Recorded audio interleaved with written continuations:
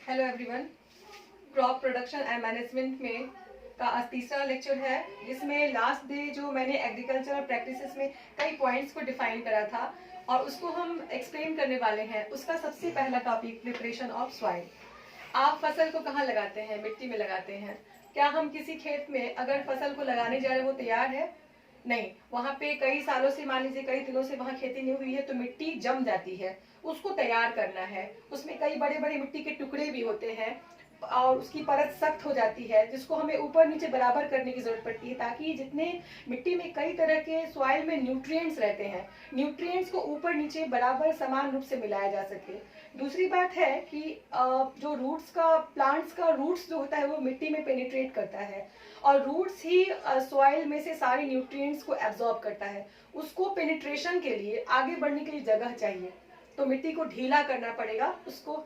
तो मैं यहाँ दिखाना चाहती हूँ, पहला चीज है, this is the first step before growing A crop. Preparation of soil किसी भी क्रॉप प्रोडक्शन के स्टेप्स का सबसे पहला स्टेप होता है, ठीक है। In this process turning and loosening of soil is done, which is known as tilling और प्लोइंग। ये याद करने वाला एक टॉपिक भी है आपका, एक यहाँ डेफिनेशन आपको मिल रहा है। क्या कहा जा रहा है? इन दिस प्रोसेस टर्निंग, पलटना, नीचे के ऊपर, ऊपर का नीचे, मिट्टी को करना, एंड लूजनिंग, उसको ढीला करना, of soil is done is known as tilling और प्लोइंग।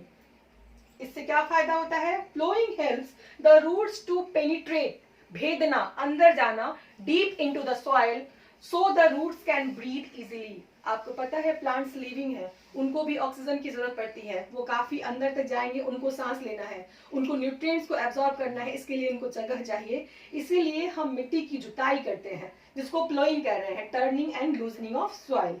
किससे करते हैं? Ploughing is done with the help of a plough which is made of wood and iron. Plough आगे के वीडियो में मैं इसका पिक्चर बना के आपको दिखाऊंगी प्लो कैसा होता है और किस तरह से वो हेल्प करता है मिट्टी को ऊपर नीचे करने में।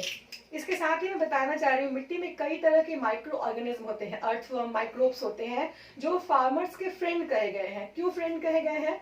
बिकॉज अर्थवर्म भी ऊपर नीचे करता है, मिट्टी को ढीला करता है। इससे क्या होता है? एयर अंदर पास करता है, मिट्टी के अंदर जाता है, और एयर बहुत जरूरी है क्रॉप के अच्छे ग्रोथ के लिए, अच्छे डेवलपमेंट के लिए। Thank you.